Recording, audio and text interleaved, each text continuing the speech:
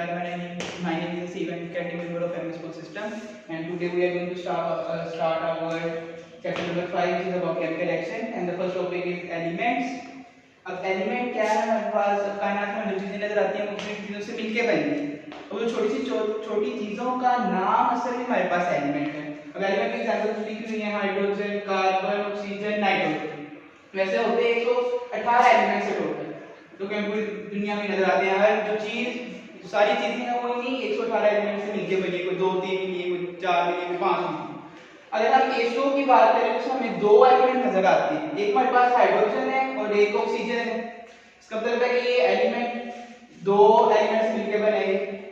अब एलिमेंट से मिलने से जो चीजें बनती हैं हम उन्हें कंपाउंड्स कहते हैं।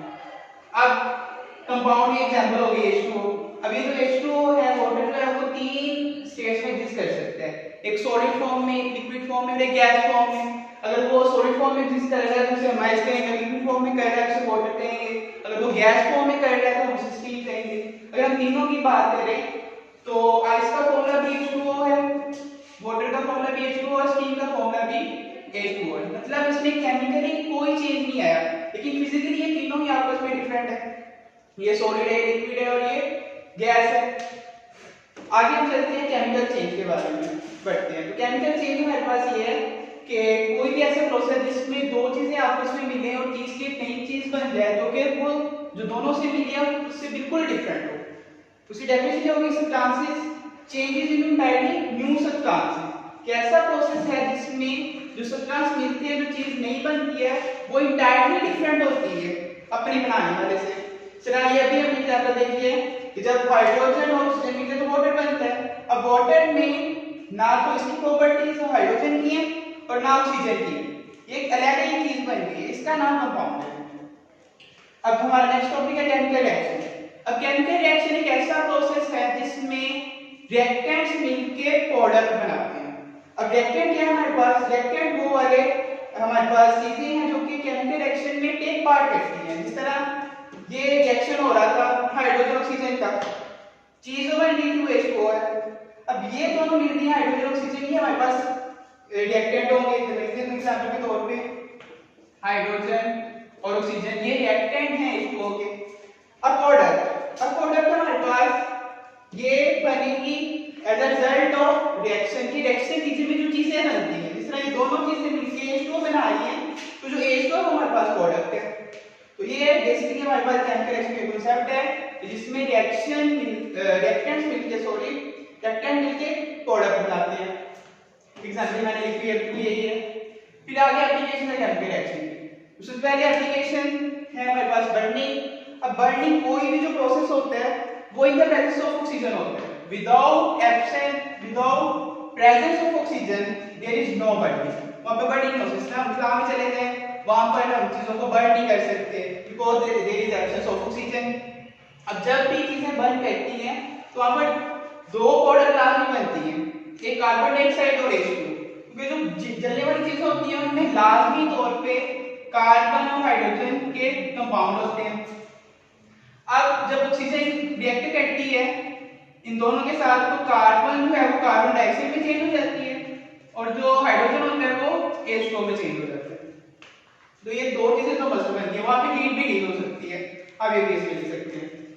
ये तो पहली एप्लीकेशन है। दूसरी एप्लीकेशन हमारे पास फोटोसिंथेसिस। अब फोटो का मतलब होता है लाइट, सिंथेसिस का मतलब होता है बनाना। इसका मतलब है कि लाइट की मौजूदगी में कोई चीज तैयार करना। अब ये जो रिएक्शन है ये प्लांट्स में होता है, हमारे पास पौधों में आप कह सकते हो। तो पौधे क्या करते हैं जी, कार्बन डाइऑक्साइड और H2O को जज़ब करते हैं और अपनी खुराक क्या करते हैं जिसे ग्लूकोज कहते हैं। अब ये खुद भी यूज करते हैं और इसको हम भी एज अ फूड के तौर पर हम यूज कर सकते हैं। तो इसकी बाय प्रोडक्ट होती है आपके पास ऑक्सीजन।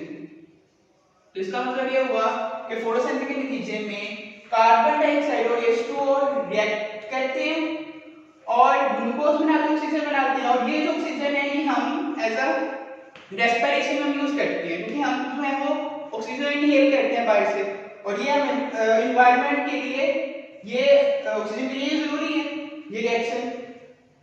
फिर ये जो रिएक्शन है इसकी 2 चीजें बड़ी इंपॉर्टेंट है।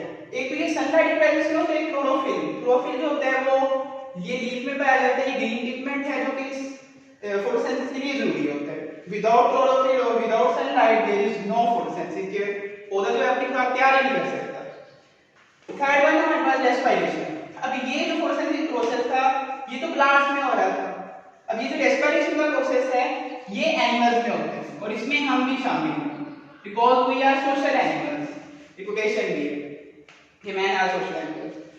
तो अब एनिमल्स क्या है कि वो जो खुराक तैयार करती हैं प्लांट्स, हम उन्हें खाते हैं, फिर हम ऑक्सीजन बाहर से इनहेल करते हैं, तो जब वो रिएक्शन होता है तो वहां पे फिर कोई इसका उल्टा रिएक्शन हो जाएगा कि वहां पर कार्बन डाइऑक्साइड रिलीज होगी, H2O बनेगा और एनर्जी बनेगी। ये जो एनर्जी है ये बॉडी यूज करेगी, यूटिलाइज्ड बाय बॉडी।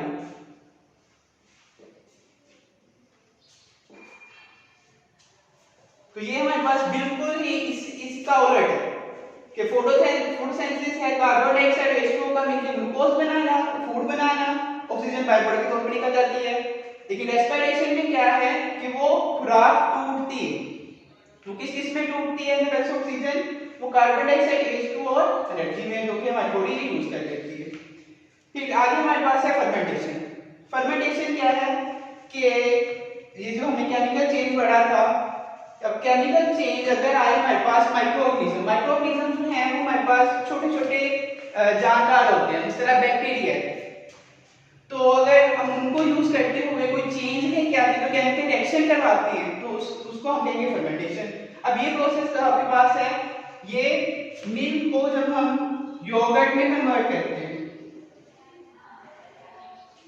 दूध को दही में अगर कन्वर्ट करना है तो उसके लिए वो बैक्टीरिया होते हैं, वो रिएक्शन करके वो मिल्क को योगर्ट में कन्वर्ट कर देते हैं और इसलिए इसको फर्मेंटेशन कहते हैं।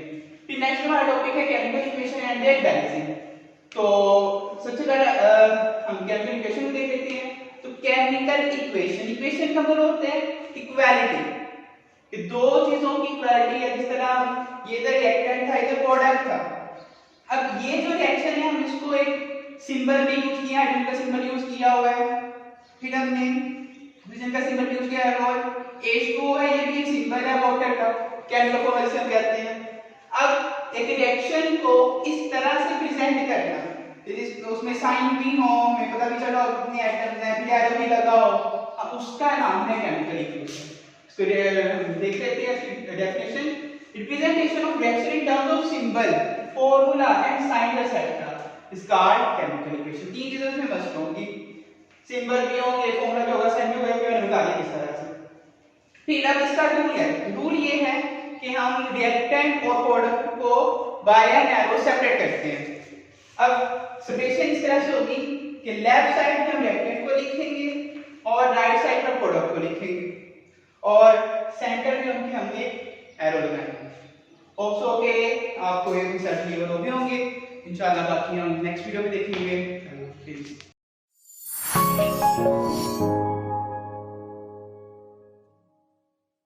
प्लीज़ हमारी वीडियोस को ज़्यादा से ज़्यादा लाइक करें, चैनल को सब्सक्राइब करें और लेटेस्ट अपडेट्स के लिए बेल आइकन को दबाना मत भूलें।